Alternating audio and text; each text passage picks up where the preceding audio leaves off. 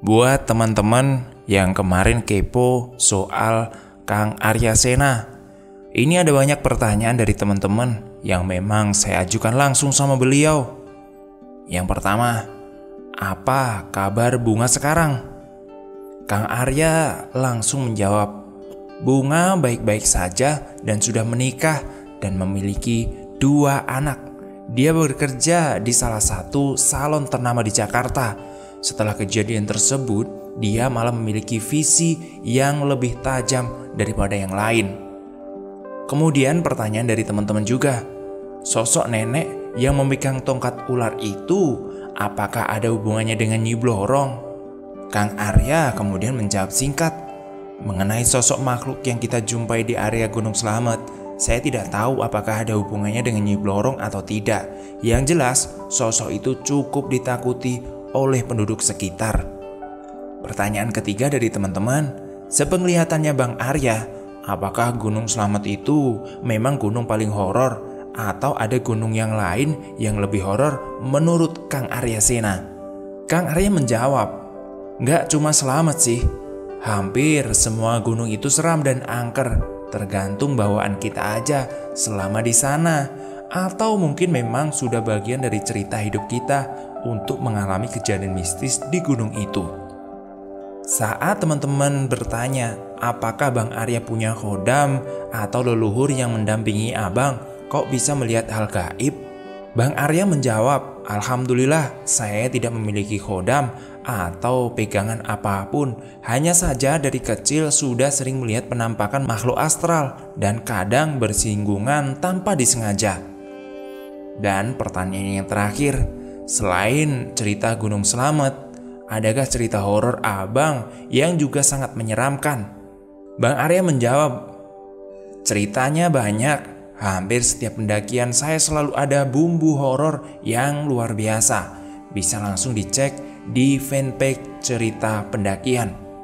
Hampir semua gunung Jawa, sebagian Sumatera dan Bali, Lombok, Sulawesi dan Maluku.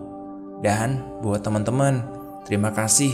Mohon maaf belum bisa voice karena lagi error HP-nya. Salam kenal buat semuanya dan salam santuy dari Jakarta. Salam dari Kang Arya Sena. Terima kasih buat Kang Arya Sena yang sudah balas langsung pertanyaan dari teman-teman. Mungkin lain kali kita bacain cerita horor Kang Arya Sena.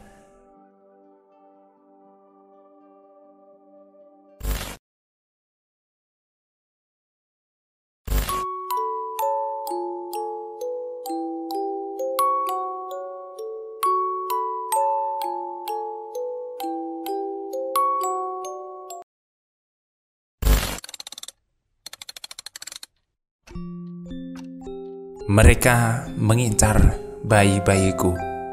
Tulisan ini ditulis oleh Ika Ayu. Terima kasih yang udah nonton, dan yang belum nonton part 1 dan 2 silahkan tonton dulu. Linknya ada di deskripsi. Dan teman-teman jangan lupa klik tombol subscribe dan komen di kolom komentar ya. Mari kita lanjutkan ceritanya. Kulihat sudah pukul 1 dini hari. Aku tidak berani mengabari Mas Rama soal ini. Aku tidak mau mengganggu Mas Rama. Mbak Sum sudah terlelap tidur di kursi tamu. Aku masih saja bingung mencari bayiku sampai keluar rumah. Lampu motor menyorotiku. Iya, itu suamiku yang datang. Dek, nunggu Mas ya dek. Sambil memeluk dan mencium keningku. Aku menangis tak kuat memendam ini sendiri. Aku menceritakan semuanya. Mas Rama kaget bukan kepala, namun tetap menenangkanku. Tidak ada wajah marah ataupun kecewa kepadaku. Hatiku lebih sedikit tenang. Ya udah, mari kita segera ambil wudhu ya dek. Kita sholat malam. Ajak suamiku. Aku mengangguk lemah. Setelah selesai berwudhu, aku melihat gentong, tempat penyimpanan beras. Entah kenapa aku tertarik dengan gentong itu. Ayo dek kita sholat. Seusai sholat kami berdoa mohon petunjuk Allah SWT. Aku dan Mas Rama memulai mencari lagi. Aku bagian dalam dan Mas Rama bagian luar rumah. Saat aku di dapur, aku mencium bau bayiku. Aku tetap mencari ke sana kemari dan tertunduk lemas. Entah kenapa, aku yakin kalau bayiku masih ada di rumah ini. Ya, lebih tepatnya di dapur ini. Tak terasa azan subuh berkumandang. Suamiku baru saja masuk rumah. Kasihan sekali, pasti capek setelah seharian bekerja, malah tidak istirahat. Aku minta maaf ya Mas Rama. Mas Rama meyakinkanku kalau semua akan baik-baik saja. Aku teringat gentong tadi. Iya, benar, gentong yang menarik perhatianku. Ku buka gentong itu. Mau masak ya dek? Sudah istirahat saja. Biar aku nanti yang masak. Biar aku nanti yang masak nasinya, tawar suamiku. Aku tetap membuka tutup gentong itu tanpa memperdulikan tawaran suamiku. Karena aku memang tidak akan sedang mengambil beras, tapi ingin memeriksa ada apa di dalamnya. Meskipun aku tahu itu adalah tempat beras. Ya Allah, nak! Aku teriak entah bahagia atau sedih melihat bayiku tertidur pulas melingkar di gentong dengan berdiameter 30 cm ini. Bagaimana bisa bayiku ada di situ? Suamiku terlihat bahagia dan juga bertanya-tanya kenapa sampai ada di sini. Aku memeluk bayiku dengan erat seolah tak ingin melepasnya. Tidak lama bayiku terbangun dan menangis. Pasti haus. Bagaimana tidak, dari jam 6 sore sampai jam 4 pagi bayiku di dalam gentong. Suamiku hari ini izin cuti karena memang butuh istirahat dan juga ingin berlama-lama dengan anaknya. Assalamualaikum. Terdengar suara yang ku kenal. Iya, itu suara Pak D. Waalaikumsalam Pak D. Monggo melebet, silahkan masuk Pak D, kataku. Sudah beres semuanya Dok. Aku sekarang sudah bisa tenang. Tak lama ibu mertua dan suamiku ikut gabung. Kemarin sudah tak habisi, aku tumpah semua anak buah Pandi beserta kodam-kodamnya juga sudah pergi semua, tandas Pak D. Alhamdulillah Pak D, kalau sudah selesai semua supaya tidak ada korban lagi Pak D, ungkap suamiku. Tapi Pak D, kemarin saya cari tidak ada loh, protesku kepada Pak D. Iya, memang aku kemarin itu nggak di rumah. Aku kemarin tirakat di tempat lain. Tapi aku sudah tahu kok Nduk, yang menyembunyikan bayimu itu Nyonya Genderuwo. Tenang saja, bayimu insya Allah nggak akan hilang lagi kok. Tenang Pak D.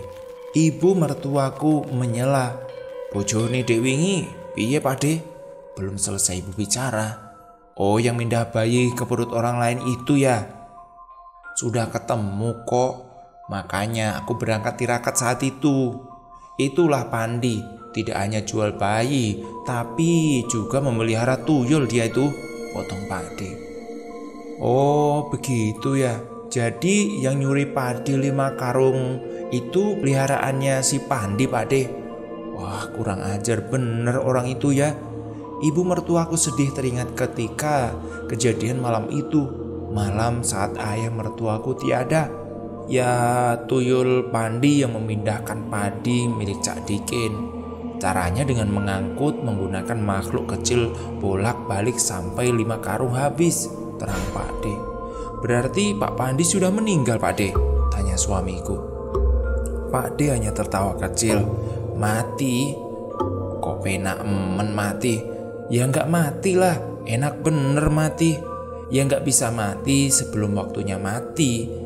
Ya nggak segampang itu loh Pandi mati itu. Aku tak mau kalah. Lah kalau belum mati berarti masih bisa mengganggu terus dong Pak D. Kata siapa Ndo? Ya udah nggak bisa lah. Aku jamin udah nggak mungkin orang sejahat itu bisa berbuat lagi. Orang itu sudah gila kok. Orang yang lebih pantas gila menanggung dosa-dosanya jadi orang jahat. Karena khodamnya sudah meninggalkan dirinya. Dan ilmunya yang dipakai untuk berbuat kejahatan atau melanggar aturan ilmu putih itu. Maka dari itu Pak Pandi sekarang seperti orang gila. Dia kesana kemari, terlunta-lunta hidupnya. Di jalanan sambil berbicara, kadang tertawa-tawa sendiri. Kadang juga menangis karena kata dia diganggu makhluk-makhluk jahat tak kasat mata. Tubuhnya yang berbau sangat busuk karena penyakit kulit yang diterimanya. Akhirnya warga desa memutuskan untuk membuang Pak Pandi ke pulau terpencil daripada sering mengganggu warga desa yang lewat. Nah, karena percuma juga dia tidak akan mati sebelum waktunya mati. Nah, kalau kapan waktunya dia mati, ya entah kapan. Ya semoga saja tidak mengganggu kita lagi. Cerita ini sudah selesai. Terima kasih buat semuanya yang sudah dengerin cerita ini. Dan ambil hikmahnya. Terima kasih buat semuanya. Terima kasih buat Ika Ayu yang sudah ngizinin cerita ini saya baca. Buat teman-teman, jangan lupa tonton video kita yang lain. Dan komentar di kolom komentar ya. Admin pamit dulu. Sampai jumpa.